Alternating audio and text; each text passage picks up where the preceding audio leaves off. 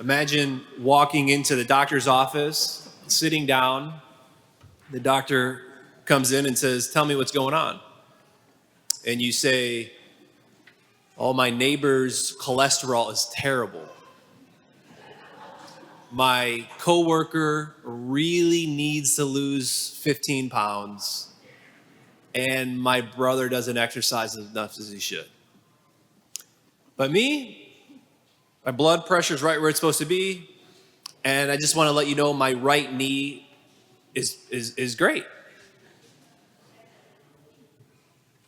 The doctor would just stare at you if he wouldn't slap you, right? It'd be silly.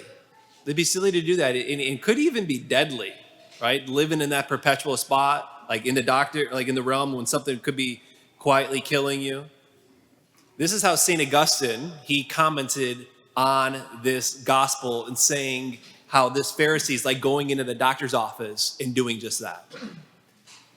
And as silly as it is for us to do that in the physical realm, it's even more silly for us to do it in the spiritual realm, and could even be more deadly for us to do that. So 2 things this morning: our need to be justified, and then secondly, the growth downward. So first, our need to be justified.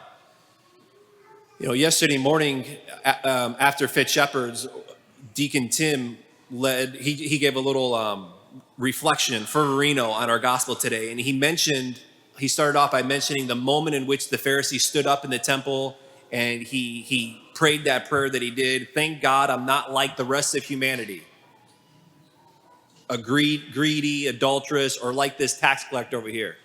And before I tell you what Deacon Tim said about it, mind you, all week as I've been praying with this gospel, I've been thinking, this Pharisee, he's arrogant. And like, who in the world would do what this Pharisee is doing? I would never do that. And then Deacon Tim says next, he said, the moment we think, when we hear this gospel, we think, I would never do that, we're doing the exact same thing that the Pharisee was doing. He's right. Why do we do that? Why did I do that all week? Because we need to. We all had this deep need in us to be justified, to feel that we're justified, to feel that we're okay, that we measure up. Think about it. Think about how we will compare ourselves with other people, just like this Pharisee. At least I'm not like her. At least my family doesn't do this or have this issue. At least I'm not doing what they're doing. We can take anything, and I mean anything, and turn it into a reason to feel superior over someone else. What we eat, how we vote, how we pray, how we parent, how I pastor. The more people we feel better than, the better we feel about ourselves. This is self-righteousness. This is what the Pharisees doing, this need to be justified. And if we're not comparing ourselves with others, we're still justifying. We have this, the need in us is so deep in us. We're self-justifying. Well, I did this because she said that. Or God knows my heart. I meant well. Or I've had a hard week. Anybody who was in my shoes would have done the same thing. You see how there's little ways we self-justify, we compare, we have this ache in us to be right, to be good. Like, am I good? I need to know that I'm good. To feel that I'm doing okay, to feel that I measure up with other people, the sense for approval. I was researching this week on how psychology backs all this up, and they've got names for it and studies and all this stuff. The biblical worldview for it. is that when sin entered the world and we've been separated from God, and then we have sin and guilt, we have this deep sense in us to enter back into that state in which that God has created us for. This is to be righteous, to be justified. We need to be justified. But we'll turn to this or that comparison, self-justifying, our own, or like this guy in the gospel, or how I was, our own, seeking our own righteousness. None of those will work. None of them will work. Which brings us to our tax collector today and the growth downward. See, here's really important with this gospel. When Jesus takes these two people, the Pharisee and the tax collector, when we come to Mass and we've been, we've grown up maybe going to Mass, or at least somewhat familiar with the Bible, when we hear the Pharisee, we think automatically that's a bad guy. Here's Jesus is going to rail into him. Jesus is going to get him. Here's the problem. Back in Jesus' time, when he's using the Pharisee, the people who are hearing it right away are not thinking that. They're thinking the opposite. This is a good guy. This guy's going to church. This guy is the first one to open up his checkbook when there's a need in the community. This guy is disciplined. This guy is faithful. This guy is clean living. This is the kind of guy that you'd want your daughter to bring home for you to meet. That's one guy Jesus is holding up. The other guy is the tax collector who's a crook. He's a thief. He lies. You can't trust him. He's the worst of the worst. He's the kind of guy that when you're watching the news and you see someone do something, or you hear about someone doing that, or you're like, how could someone do that? How could someone act in such a way?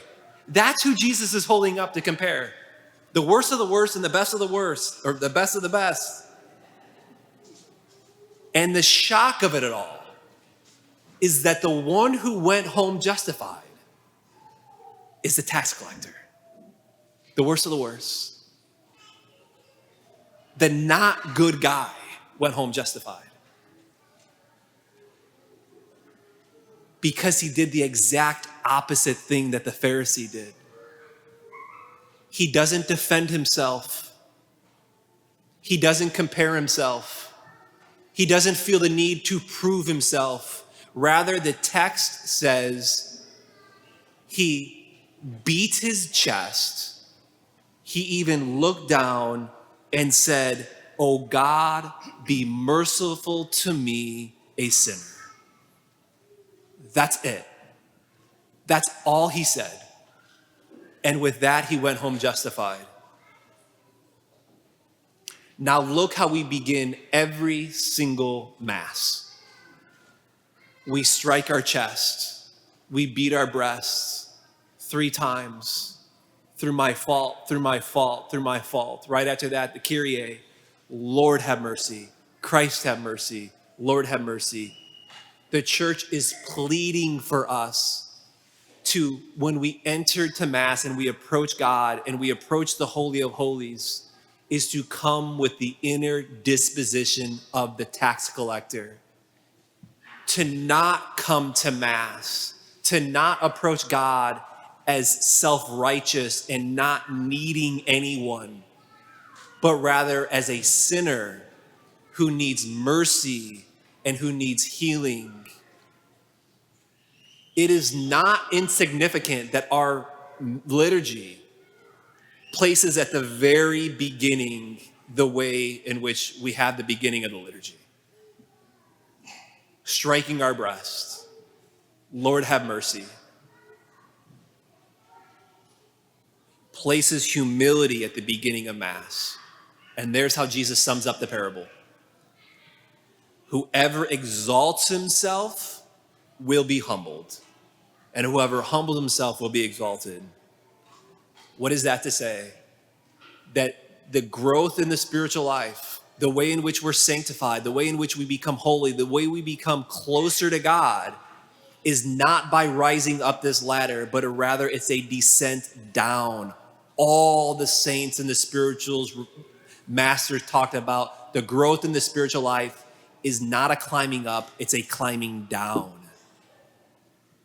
The more I get close to God, the lower view I have of myself. Our culture today balks at that. Oh my gosh, what do you mean? You got to have a high view of yourself. You got to lift yourself up. The closer we are to God, the lower view we have of ourselves. All the saints talked about that the more they became closer to God, the more they saw their imperfections, the more lowly they saw themselves, the more broken they saw themselves, the more they saw of their own poverty. Is that you? Is that me?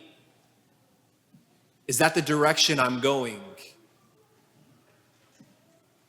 In other words, you could say this: if you're here this morning and you feel a bit broken, you feel a bit tired, you feel weak, good. Now God can act. Now the divine physician can begin his healing. So come to the divine physician. Go downward. Go downward with the disposition of the tax collector, because the only people God can't heal are the ones who won't admit they're sick.